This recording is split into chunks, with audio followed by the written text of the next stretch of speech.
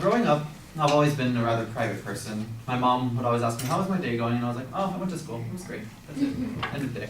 I'm going to bed now. Thanks. So I have my own fair share of secrets, and the majority of us would also have secrets. But the problem then arises when your secret causes anxiety within yourself, and you feel the need to share the secret. Benjamin Franklin once said that 3 may keep the secret if 2 of them are dead.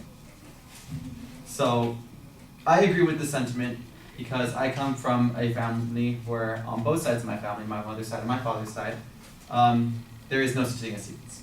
If one person knows, the rest of them find out. So first I'm going to be talking about my mom's side of the family, and then I'm going to be talking about my dad's side of the family. So my mom's side, I love them to death, but they're pains in my butt. So there's many things that I love about them. They're very funny, they're very charismatic. You're never bored when you're around them. The one thing that I don't like about them though is that they can't keep their mouths shut. It doesn't matter who they're talking to. They could be someone they just met 5 minutes ago in line at the grocery store, great grandma who hasn't seen you in like 2 months, or actually it wouldn't be longer than 2 months actually since she's your great grandma, but that's beside the point. Or just, the team mom of the soccer team. So when my sister had something that she felt she needed to confide in my mom in, because she has a relationship with my mom where she feels that she can tell my mother everything. So she told her about her first crush way back when she was in 8th grade, and how it was with who she thought was the most gorgeous guy in the entire 8th grade. His name was Rodney, and he happened to have the same last name as hers. So my mom would always joke how they were going to get married and she wouldn't even have to change her last name if they did. And her kids would still be named after her, indirectly. So my sister thought she told my mom this in confidence, and the very next day, she was getting messages from all of my cousins and all my aunts asking for pictures of this boy because they all went to different schools. And like, is he cute? Is he nice? Is he funny? How tall is he? Does he dress well? Because you're very fashionable, so you can't be wearing these like glamorous clothes and looking like a nicely dressed person next to this bum over here. So my sister got very upset with my mom because she felt that she could tell her everything, but when she asked her to keep something secret, she found that she couldn't. And then, so now I talked about my mom's side for a little bit, so I'm going to go ahead and talk about my dad's side. My aunt phrases this situation very well, and it's one of my favorite quotes from her. Gossip travels fast. My aunt, unfortunately, married while she was young and is in a rather not so healthy relationship with her now ex-husband. But there were kids involved, it's very messy. But I learned that my aunt was at that point in time when she was dealing with the divorce, felt that she couldn't talk to anyone about anything. Because as soon as she told someone, her now ex-husband and her children and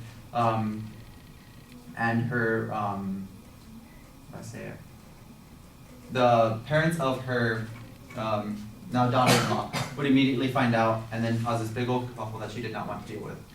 And she felt that she had no safe person to talk to. And then, so as a result of that, she felt that her secret, she had no secrets. She wasn't entitled to any privacy. She wasn't,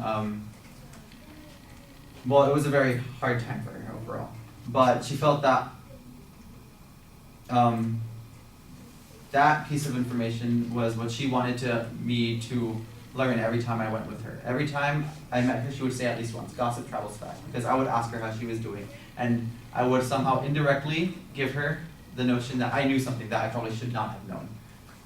So I remember one time I was talking to my cousin because I had invited her to go to the Panic at the Disco concert that I went to about a couple weeks ago. She told me she had to cancel on me because she said that things in her household had reached a boiling point and that she no longer had permission to go. And when I asked my aunt how she was doing, she said her famous line, gossip travels fast. That didn't even happen 2 days ago. So Benjamin Franklin once again said, the best way to keep a secret between 3 people is if 2 of them are dead.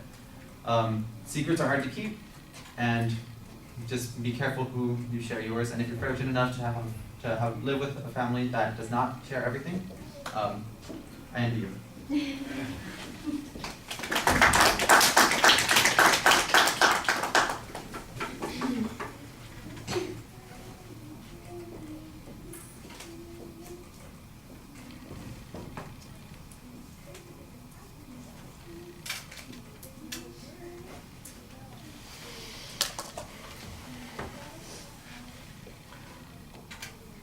All right, I'm going to start with the stuff that I think works really well. I like the story that you have at the beginning. I think you've got a clear purpose statement.